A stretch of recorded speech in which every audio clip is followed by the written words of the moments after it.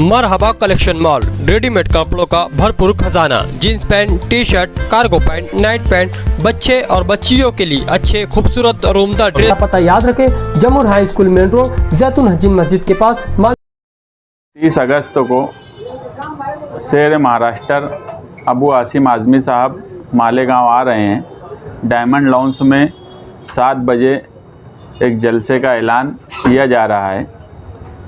आने वाला assembly election, इस ताल्लुक़ से समाजवादी महाराष्ट्र की जो लिस्ट थी उस पर अखिलेश यादव साहब की कांग्रेस के केसी वेणुगोपाल से कुछ बातचीत हुई है। तो उस ताल्लुक़ से अबू आसिम आज़मी साहब अखिलेश यादव से मिलकर मालेगांव आ रहे हैं और इंशाअल्लाह मालेगांव को खुशखबरी दी जाएंगी कि असम्बली इलेक्शन में समाजवादी का किस तरह से यहाँ उम्मीदवार इलेक्शन लड़े और हम किस तरह से समाजवादी की सीट मालेगांव शहर में हासिल करेंगे और असम्बली इलेक्शन में समाजवादी किस तरह से चुन कर आएंगी। इन सारे मामलात को लेकर अबू आसिम आज़मी साहब मालेगांव आ रहे हैं और हमारे यानी हम लोगों के समाजवादी में आने के बाद ये मालेगांव शहर में उनका पहला प्रोग्राम है।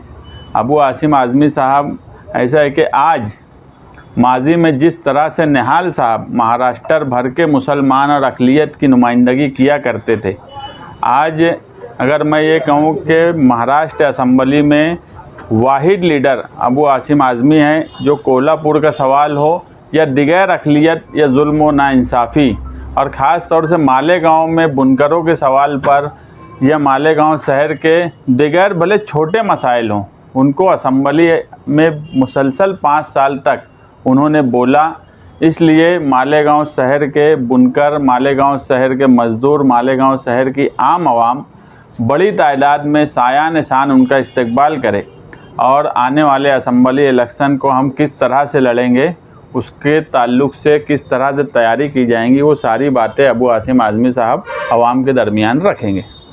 कितनी तारीख को, कहाँ पर, कितने बजे? 30 अगस्त जुमा के दिन डायमंड लॉन्स और आगरा रोड पर शाम में 7 बजे। तो ऐसे कुछ चांस? मैं ये बोला कि उनकी जो बातचीत हुई है, अब वो आने के बाद जलसे में ही वो बताएंगे कि क्या बातचीत हुई है। उन्होंने ये कहा, बहुत अर्जेंट में उन्होंने प्रोग्राम बनाने का बोला। वो बुध के ही दिन आना चाहते थे, मगर मैं उनको बोला कि कम से कम हमको 10-15 दिन का टाइम दो। तो बोले कि नहीं, मुझे फ़ौरन आना है, मेरी कुछ बातचीत हुई और मुझे फ़ैसला सुनाना है मालेगांव शहरियान को। तो फिर मैं उनको बोला कि कम से कम हमको 4-5 दिन का टाइम चाहिए। तो जुमा के दिन का वो प्रोग्राम की यानी जुमा के दिन का उन्होंने फिर बोला। कांग्रेस के जिम्मेदारान भी इंडिया अलायंस टिकट को लेकर जद्दोजहद कर रहे हैं, बगावत हो सकती है क्या? अगर पहले ही आकर मीटिंग से पहले ही अगर अबू आसिम टिकट का अनाउंस करते हैं तो? ऐसा है कि कांग्रेस पार्टी का सवाल उनकी जगह है, उनकी कोशिश, उनका मांगना वो बराबर है उनकी जगह। हमारी पार्टी का सवाल है, समाजवादी का।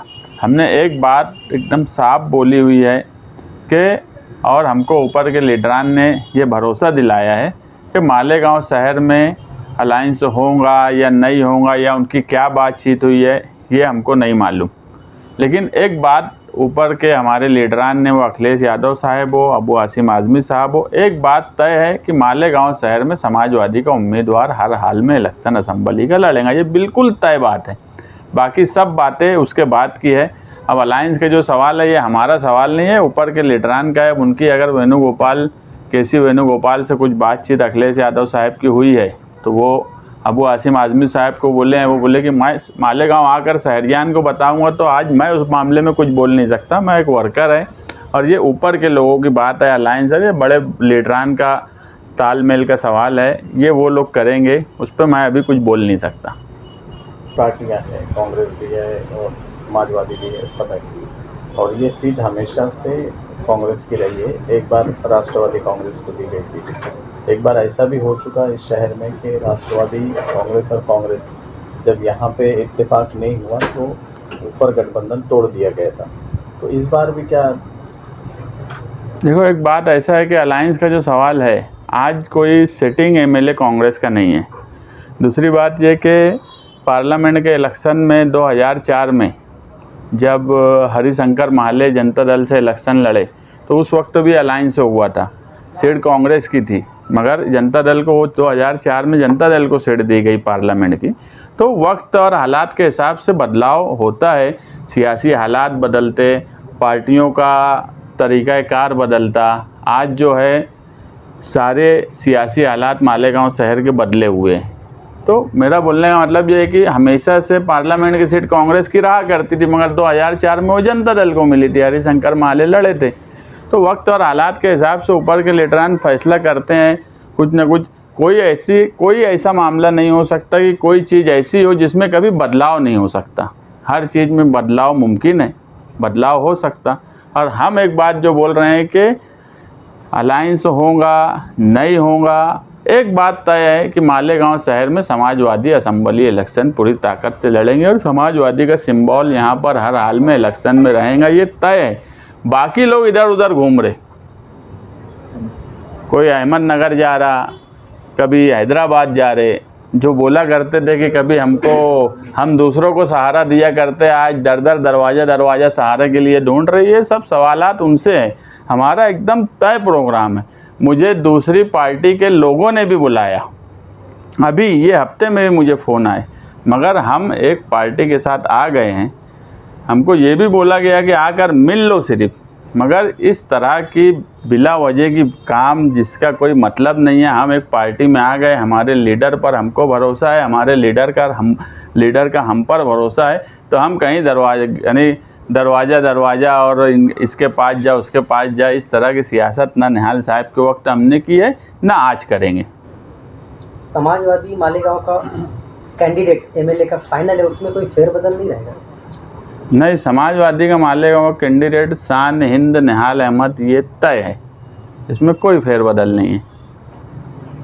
अभी एमआईएम जो है उनकी भी एक मीटिंग हैदराबाद में हो गई और उन्होंने भी एक मजबूती के साथ उम्मीदवार यहाँ पे देने का, और आज कहीं पे खबरें भी ऐसी है वो इस्माइल की उम्मीदवारी फाइनल हो चुकी है। वो तो एमआईएम के एमएलए हैं ना, इसमें कोई ऐसी नवी बात नहीं है। यही होने वाला था, ये सबको समझ रहा था।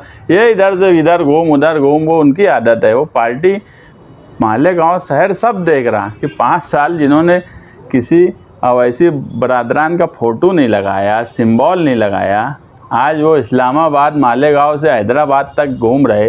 तो मैं वही बोला कि जो जलसों में बोला करते थे कि यार हम इसको सहारा दिए उसको सहारा दिया, आज उनको सहारे की ज़रूरत पड़ी है। तो ज़मीन कितनी खिसक चुकी है, इसलिए ये हालत है। जो 5 साल सिंबल नहीं लगाए, आज उनको क्यों ज़रूरत पड़ रही है। और पूरा शहर देख लिया, वो एमआईएम के एमएलए 5 साल नाम के लिए थे। तो मालेगांव शहर ऐसा नहीं है कि बहुत सियासी तौर पे बेदार शहर है। हर चीज़ यहाँ लोगों को समझती कि अपने मतलब के लिए कौन क्या कर रहा है, ये मतलब की बात है। पार्टी के साथ ईमानदार वही हो सकता है जो पार्टी की लाइन, पार्टी का नज़रिया जिंदा रखे। हम जनता दल में थे, हम उस नज़रिए के साथ थे। हम समाजवादी में आए, हम उसी नज़रिए के साथ है। अगर हमको कोई बुलाता भी है तो हम नहीं जाते।